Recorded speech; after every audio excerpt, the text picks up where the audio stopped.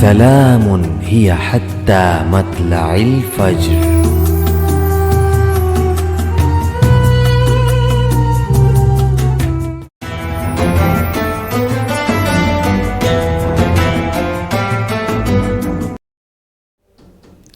بسم اللہ الرحمن الرحیم. السلام علیکم ناظرین.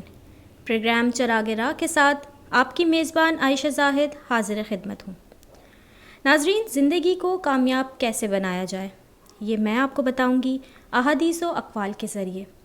تو شروع کرتے ہیں آج کی منتخب کردہ حدیث مبارکہ سے.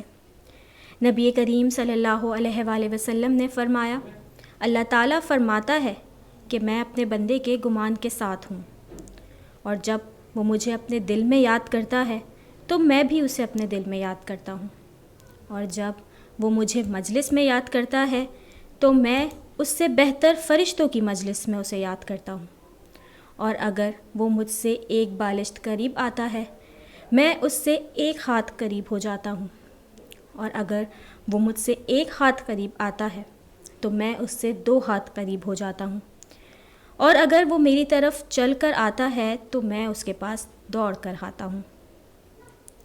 ناظرین، ایک اور مقام پر حضور صلی اللہ علیہ وآلہ وسلم نے فرمایا، اگر کوئی شخص جھوٹ بولنا اور دغا بازی کرنا یعنی روزے رکھ کر بھی نہ چھوڑے تو اللہ تعالیٰ کو اس کی کوئی ضرورت نہیں کہ وہ اپنا کھانا پینا چھوڑ دے. ناظرین، اسی کے ساتھ اب بڑھتے ہیں آج کی اچھی بات کی جانب. حضرت بایزید بسطامی رحمۃ اللہ علیہ فرماتے ہیں کہ خود کو ایسا ہی ظاہر کرو جیسے تم ہو، یا ویسے بن جاؤ جیسا خود کو ظاہر کرتے ہو. تو ناظرین و سامعین، یقیناً آپ کو بتائی گئی احادیث مبارکہ کے ذریعے آپ کے علم میں اضافہ ہوا ہوگا.